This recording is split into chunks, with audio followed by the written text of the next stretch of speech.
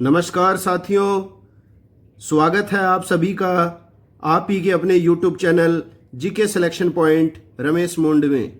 साथियों, भारत के भूगोल के अंतर्गत आज मैं आपके सामने नया टॉपिक लेकर आया हूं। भारत में खनिज संसाधन, मिनरल रिसोर्सेज इन इंडिया। और साथियों, आप सभी जानते हैं कि कितना महत्वपूर्ण ये अध्याय है भारत में खनिज संसाधन। और इस पूरे खनिज संसाधन अध्याय को मात्र 50 प्रश्नों में मैं आपके सामने संपूर्ण रूप से प्रस्तुत कर दूंगा। और अगर आपने ये 50 प्रश्न पढ़ लिए हैं तो कोई भी हाल में आप चाहे किसी भी प्रतियोगी परीक्षा की तैयारी कर रहे हो, इनसे बाहर प्रश्न आने की संभावना न के बराबर है। तो साथियों, अगर वीडियो पसंद आए तो लाइक जरूर करें, अधिक से अधिक साथियों में शेयर करें और चैनल को सब्सक्राइब नहीं किया है तो सब्सक्राइब कर लें, बेल आइकन को दबा लें ताकि मेरे द्वारा नियमित रूप से जो वीडियोस बनाई जा रही हैं उनके नोटिफिकेशन सबसे पहले आप तक पहुंच सकें। तो शुरुआत करते हैं। सबसे पहला प्रश्न है, खनिज से क्या तात्पर्य है। तो साथियों, सबसे पहला इंपॉर्टेंट प्रश्न यही बनता है कि खनिज क्या है। तो इसमें कथन के रूप में ऑप्शंस आते हैं। तो सीधा सा इसका जो अर्थ है वो क्या है कि पृथ्वी की ऊपरी सतह, पृथ्वी की ऊपरी सतह को आप सभी जानते हैं क्रस्ट कहते हैं। और इस ऊपरी सतह क्रस्ट के नीचे जो भी वस्तुएं पाई जाती हैं जिन्हें हम संशोधित करके अपने उपयोग में ला सकते हैं, वो क्या कहलाते हैं? खनिज संसाधन कहलाते हैं। तो एकदम सरल सी परिभाषा है, पृथ्वी की ऊपरी सतह के नीचे जो भी वस्तुएं पाई जाती हैं जिन्हें हम संशोधित करके अपने प्रयोग में ला सकते हैं, उन्हें क्या कहा जाता है साथियों? उन्हें कहा जाता है खनिज संसाधन। अगला प्रश्न है, खनिज संसाधनों को कितने भागों में बांटा जाता है। तो खनिज संसाधनों को मुख्य रूप से 2 भागों में बांटा जाता है, धात्विक खनिज और अधात्विक खनिज। अब देखिए साथियों, पहला जो प्रश्न बनता है महत्वपूर्ण वो यही बनता है कि आपको 4 खनिजों के नाम दे देगा और 3 तो दे देगा जैसे धात्विक खनिज और 1 दे देगा अधात्विक खनिज। आपको पूछ लेगा निम्नलिखित में से कौन सा भिन्न है। तो धात्विक 3 आ गए, 1 अधात्विक आ गया, तो अधात्विक वाला भिन्न हो जाएगा। अगर 3 ऑप्शन अधात्विक खनिज के दे और 1 आपको दे दे धात्विक खनिज, तो धात्विक खनिज वाला भिन्न हो जाएगा। तो आपको जो मैंने ये धात्विक और अधात्विक खनिजों के नाम लिखे हैं ये ध्यान में रखने हैं केवल। ऐसे तो बहुत सारे खनिज हैं, लेकिन आपने अगर इन खनिजों का नाम ध्यान में रख लिया तो एक भी स्थिति ऐसी नहीं होगी कि ऑप्शन में इनके बाहर आपको खनिज मिल जाएगा। तो देखो, धात्विक खनिज जो पृथ्वी में स्वतंत्र रूप से नहीं मिलते हैं, आप सभी जानते हैं ये बात। और इनके जो यौगिक होते हैं जिन्हें हम अयस्क कहते हैं, इन्हीं अयस्कों में ये खनिज पाए जाते हैं तथा इन्हें अलग करके प्राप्त किया जाता है। तो देखते हैं कौन से हैं ऐसे धात्विक खनिज। तांबा, लोहा, निकल, लेड, एल्यूमिनियम, मैग्नीज, सोना, चांदी, जस्ता, टंगस्टन। तो ये जो हैं आप धात्विक खनिजों के उदाहरण अच्छी तरह याद कर लीजिए। अब देखिए अधात्विक खनिज कौन कौन से हैं साथियों। जिप्सम, यूरेनियम, क्वार्ट्ज, बालू, अभ्रक, हीरा, संगमरमर और ग्रेफाइट, ये हैं सारे के सारे अधात्विक खनिज। अगला प्रश्न है, भारत में अत्यधिक मात्रा में खनिज उत्पादन करने वाले राज्य हैं। मतलब वो राज्य जो अत्यधिक मात्रा में खनिजों का उत्पादन करते हैं। तो वो राज्य हैं राजस्थान, मध्य प्रदेश, छत्तीसगढ़, झारखंड, उड़ीसा, आंध्र प्रदेश और कर्नाटक।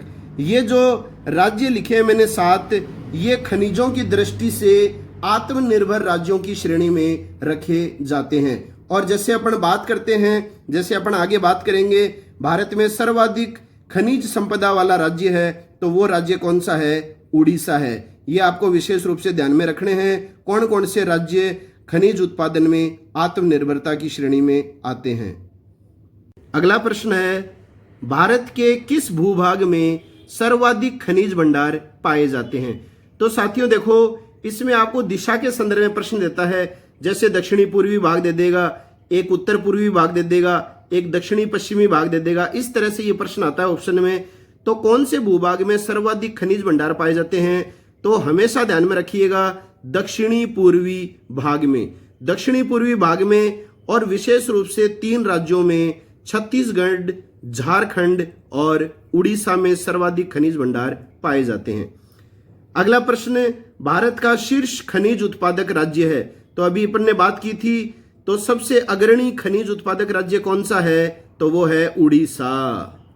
अगला प्रश्न है, भारत में खनिज विकास तथा सर्वेक्षण हेतु कौन सी संस्थाएं कार्यरत हैं? तो मिनरल डेवलपमेंट और सुपरविजन के लिए कौन सी संस्थाएं भारत सरकार के नियंत्रण में कार्यरत हैं? तो देखिए साथियों, इसमें दोनों संस्थाओं का नाम आपको ध्यान में रखना है और इनका मुख्यालय कहाँ है या ये संस्थाएं कहाँ स्थित हैं। प्रश्न आई बार परीक्षाओं में आता है। जियोलॉजिकल सर्वे ऑफ इंडिया, ये कहाँ पर है संस्था? ये है कोलकाता में। और एक है भारतीय Khan bureau, Indian mines bureau, ये कहाँ पे है? ये है नागपुर, महाराष्ट्र में। ध्यान में रखना, इन दोनों को मोस्ट इंपॉर्टेंट संस्थाएं हैं खनिज विकास और सर्वेक्षण की दृष्टि से। अगला प्रश्न है, भारत के प्रमुख तांबा उत्पादक राज्य हैं। तो तांबा उत्पादक में आप अच्छी तरह जानते हैं, राजस्थान का खेतड़ी क्षेत्र है, एक मध्य प्रदेश का क्षेत्र है बालाघाट और एक झारखंड का क्षेत्र है सिंहभूम। ये 3 क्षेत्र आप ध्यान में रख लीजिए साथियों। ऑप्शन में आपको कोई न कोई इन तीनों में से क्षेत्र निश्चित रूप से मिल जाएगा। अब देखिए, भारत में तांबा उत्पादन कम मात्रा में होता है, अधिकांशतः दूसरे देशों से ही तांबे का आयात किया जाता है। अगला प्रश्न है, भारत के मैग्नीज उत्पादक राज्य हैं। तो मैग्नीज उत्पादक राज्य कौन कौन से हैं? देखिए साथियों, इसके अंतर्गत आप विशेष रूप से ध्यान में रखिए बालाघाट क्षेत्र। ये परीक्षाओं में ज्यादातर पूछा जाता है। बालाघाट क्षेत्र जो है वो सर्वाधिक मैग्नीज उत्पादक क्षेत्र है, मध्य प्रदेश में है ये। इसके अलावा उड़ीसा का केयोंझर जो क्षेत्र है वो भी मैग्नीज उत्पादक क्षेत्र है। और इसके अलावा महाराष्ट्र, ये 3 जो स्थान हैं वो मैग्नीज उत्पादन के लिए प्रसिद्ध हैं। अगला प्रश्न है, भारत का एकमात्र हीरा उत्पादक राज्य है। तो हीरा उत्पादक राज्य कई बार परीक्षाओं में आता है, मध्य प्रदेश का पन्ना क्षेत्र, ये हीरा उत्पादक क्षेत्र है। अगला है, जस्ता या जिंक उत्पादन हेतु प्रसिद्ध खान है। तो आप सभी जानते हैं ये सीसा और जस्ता उत्पादन की प्रसिद्ध खान राजस्थान के उदयपुर जिले में है, जावर की खान। अगला प्रश्न है, विश्व का सबसे बड़ा थोरियम निर्माता देश है। तो देखिए साथियों, थोरियम का सर्वाधिक उत्पादक और निर्माता देश है हमारा भारत। और राजस्थान में पाली तथा भीलवाड़ा से थोरियम प्राप्त किया जाता है। अगला प्रश्न है, भारत में प्रमुख कोयला उत्पादक राज्य हैं। देखो साथियों, ये कोयला, लो अयस्क, पेट्रोलियम, ये ज़्यादातर परीक्षाओं में पूछे जाने वाले खनिज हैं। तो आप ये अच्छी तरह देखिए, कोयला उत्पादक जो राज्य हैं वो देखिए कौन कौन से हैं। तो सर्वाधिक कोयला उत्पादक राज्य है वर्तमान में छत्तीसगढ़, ये आप ध्यान में रखिए। दूसरा स्थान आता है उड़ीसा का और तीसरा आता है झारखंड का। ये मैंने आपको 3 इसलिए बताए हैं क्योंकि कई बार क्या होता है, जैसे टॉप मोस्ट राज्य आपको नहीं दिया जाता है तो आपको उड़ीसा भी करना पड़ सकता है। तो छत्तीसगढ़, उड़ीसा और झारखंड जो हैं वो कोयला उत्पादक राज्य हैं। इसके अलावा देखिए साथियों, कोयले के भंडारण वाले राज्य भी पूछे जाते हैं। तो सबसे ज्यादा जो स्टोरेज है कोयले का तो वो है झारखंड में। तो अगर आपको कोयला उत्पादक राज्य पूछेगा तो आपको 100% झारखंड भी देता है और विद्यार्थी झारखंड करते भी हैं। तो कोयला उत्पादक राज्य झारखंड नहीं है, कोयला भंडारण जो है राज्य वो है झारखंड।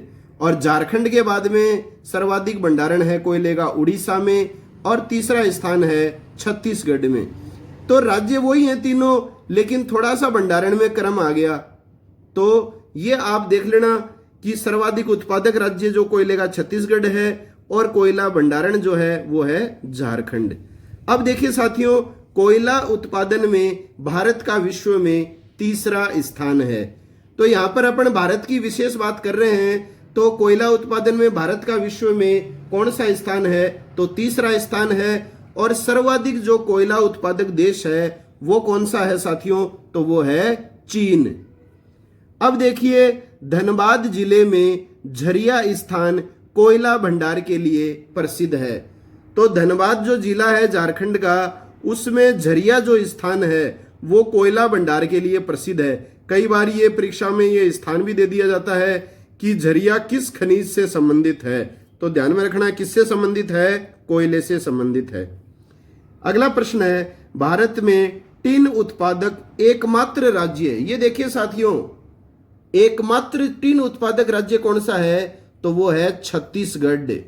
और संपूर्ण उत्पादन व भंडार छत्तीसगढ़ के बस्तर जिले में होता है।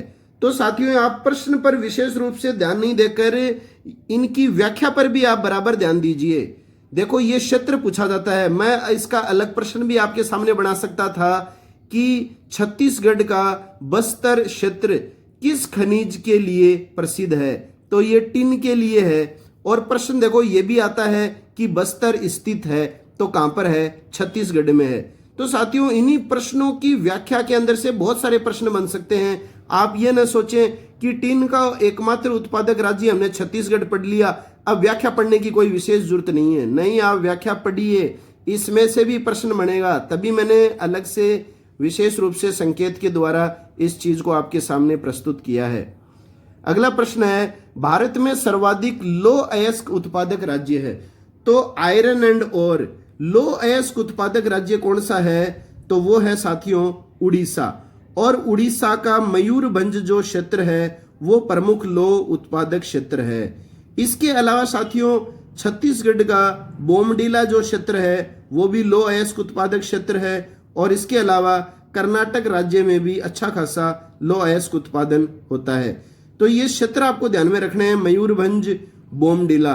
कई बार क्या होता है साथियों, ये क्षेत्र आपको एक तरफ दे देता है और एक तरफ दे देता है राज्यों के नाम, तो सुमेलित करने वाले प्रश्न भी आ सकते हैं। मयूरभंज कहां पे है? उड़ीसा में है।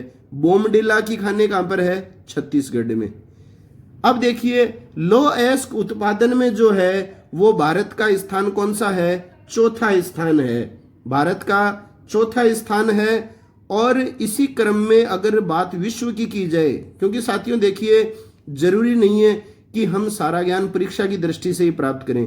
कुछ हमें बेसिक नॉलेज वैसे भी होना चाहिए। इतने स्वार्थी न बने कि आप केवल परीक्षा से रिलेटेड ही पढ़ते चले जाएं और अन्य आप बात ध्यान में न रखें। तो भारत का स्थान चौथा है। तो सबसे पहला स्थान जो है इसमें भी किसका आता है? लो अयस्क उत्पादन की दृष्टि से चीन का आता है। और लो भंडारण में अग्रणी राज्य कौन सा है? देखिए, लो अयस्क उत्पादन में तो है उड़ीसा का, और भंडारण अगर पूछा जाए तो स्थान आएगा कर्नाटक का। जैसे अपन विश्व की बात करते हैं तो विश्व में पहला उत्पादक राज्य देश तो हो गया चीन, और भंडारण की दृष्टि से कौन सा है? ऑस्ट्रेलिया है। वैसे ही भारत का कौन सा राज्य अग्रणी राज्य है भंडारण की दृष्टि से लो अयस्क का? तो वो है कर्नाटक। और उत्तम किस्म का लो अयस्क जो है वो मिलता है छत्तीसगढ़ के बेलाडेला स्थान से। बेलाडेला की खानों से जो है वो उत्तम किस्म का लो अयस्क मिलता है। अगला प्रश्न है, बॉक्साइट, क्रोमाइट, निकल, कोबाल्ट के उत्पादन में शीर्ष राज्य है उड़ीसा। तो उड़ीसा जो है आपको पता है भारत का सबसे संपन्न जो खनिज उत्पादक राज्य है वो उड़ीसा है। अब इनमें से कोई सा भी प्रश्न आ सकता है, बॉक्साइट आ जाए, क्रोमाइट आ जाए, निकल आ जाए या कोबाल्ट आ जाए, कोई सा भी खनिज आ जाए। उत्पादन में सबसे अग्रणी राज्य कौन सा बताएंगे आप? तो बताएंगे उड़ीसा। अगला प्रश्न है, यूरेनियम के उत्पादन में अग्रणी राज्य है। तो साथियों, यूरेनियम के उत्पादन में शीर्ष या अग्रणी राज्य है झारखंड। अब देखिए, इसमें इंपॉर्टेंट प्रश्न ये बनता है कि जादूगोड़ा की खानें किस खनिज के उत्पादन के लिए प्रसिद्ध हैं। अच्छी तरह आप ध्यान में रख लीजिए, जो प्रश्न मैं आपके सामने प्रस्तुत कर रहा हूं साथियों, उसी में से प्रश्न बनेगा। बाहर जाएगा कहां? मैंने छोड़ा ही नहीं कोई प्रश्न विशेष। तो झारखंड जैसे मैंने राज्य बता दिया कि यूरेनियम के उत्पादन में अग्रणी है, तो मैंने साथ में आपको झारखंड में जो जादूगोड़ा की खानें हैं वो भी आपको बता दी। तो जादूगढ़ा की खाने किस खनिज के लिए प्रसिद्ध हैं? तो आप क्या बताएंगे? यूरेनियम बता देना। अगला प्रश्न है, संपूर्ण भारत में सर्वाधिक खनिज किस पठार से प्राप्त किए जाते हैं?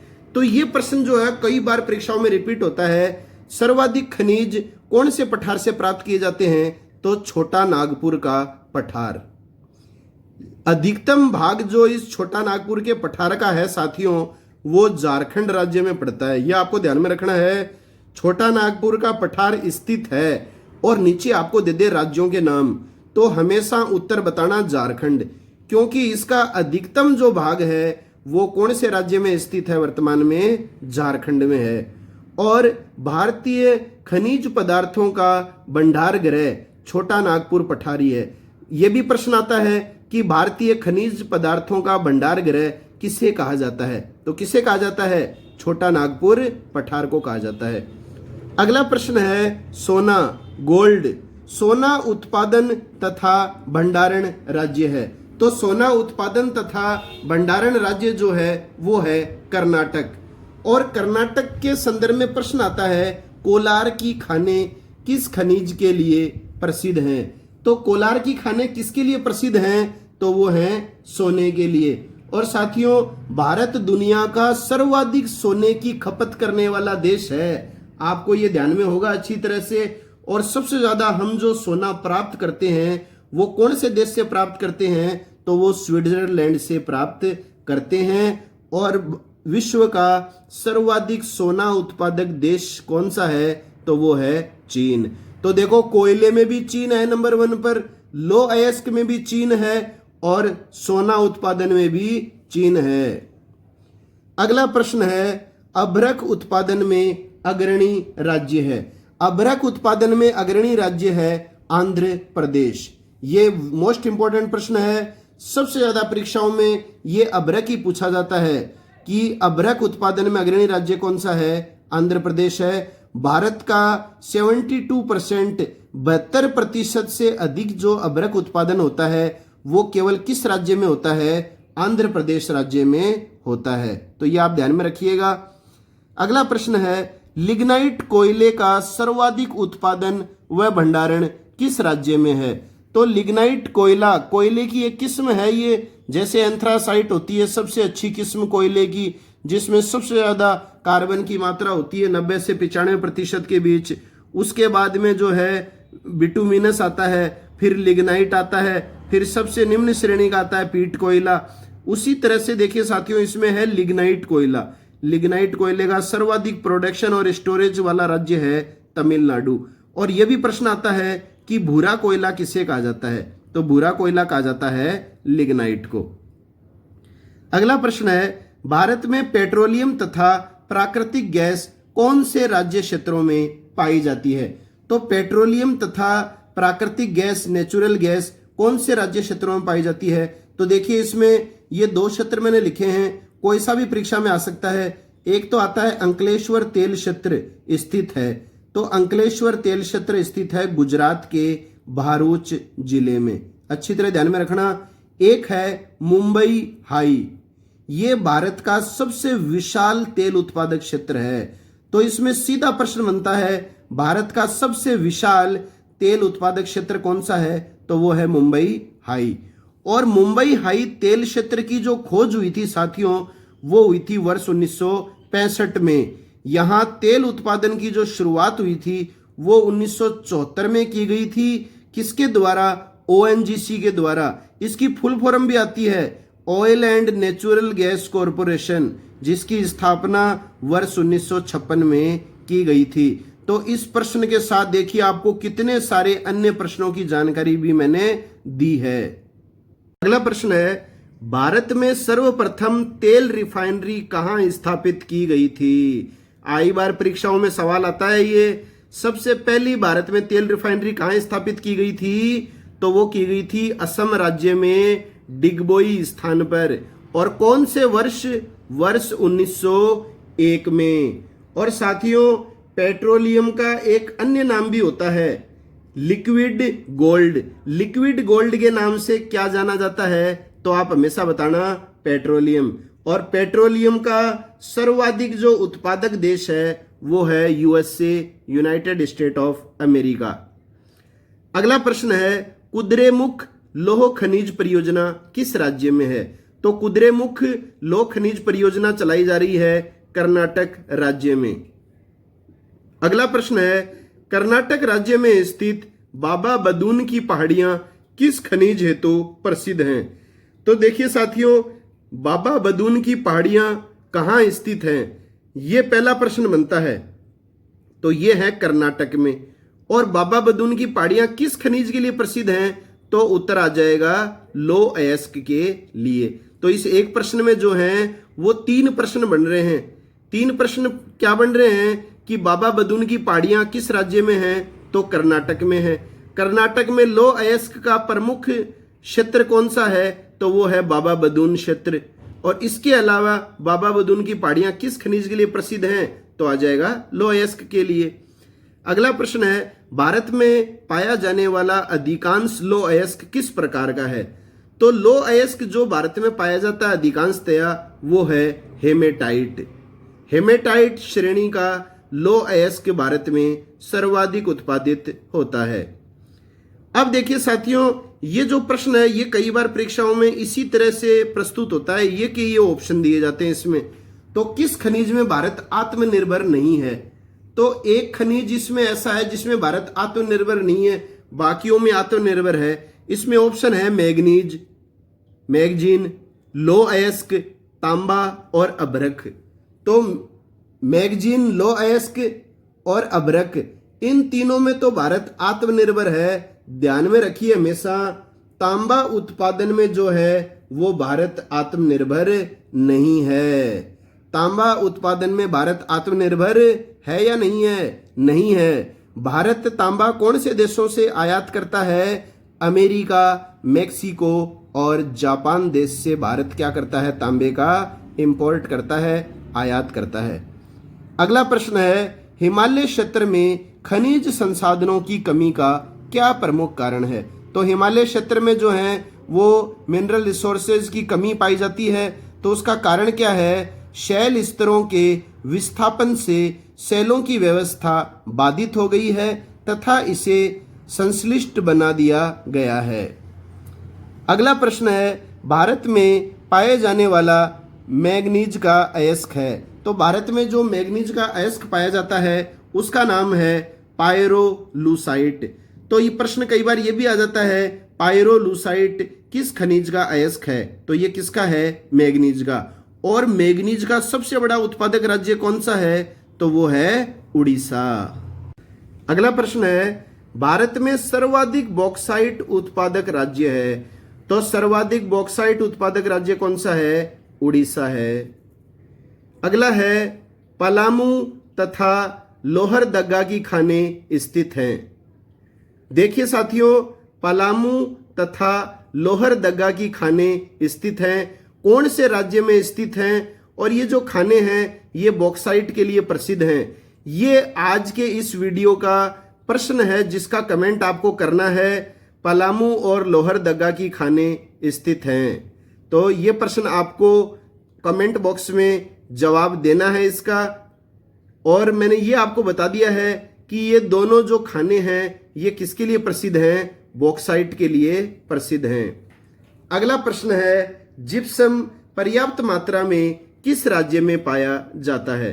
तो जिप्सम पर्याप्त मात्रा में पाया जाता है राजस्थान में। भारत में सर्वोत्तम श्रेणी का संगमरमर पाया जाता है। वेरी इंपॉर्टेंट क्वेश्चन है। तो राजस्थान के नागौर जिले के मकराना क्षेत्र का जो संगमरमर है ये सर्वश्रेष्ठ श्रेणी का संगमरमर माना जाता है, सफेद संगमरमर। अगला प्रश्न है गुजरात में बड़ोदरा तथा मोतीपुरा खान से कौन से पत्थर की प्राप्ति होती है? तो सफेद संगमरमर की प्राप्ति होती है।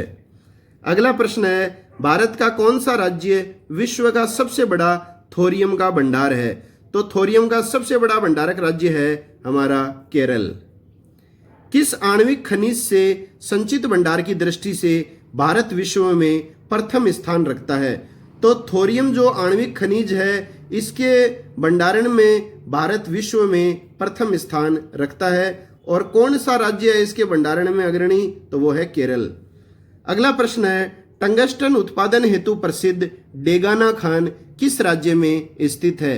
कई बार परीक्षाओं में रिपीट होता है ये प्रश्न।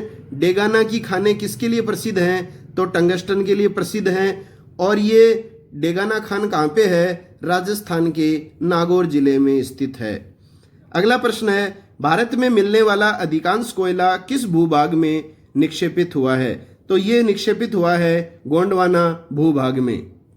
अगला प्रश्न है, भारत में सर्वप्रथम 1774 ईस्वी में कोयला उत्खनन किस स्थान पर किया गया था? तो सबसे पहले 1774 में कोयले का उत्खनन किया गया था भारत में पश्चिम बंगाल राज्य के रानीगंज स्थान पर। यह भी वेरी वेरी इंपॉर्टेंट क्वेश्चन है, कई बार परीक्षाओं में पूछा जाता है रानीगंज के संदर्भ में।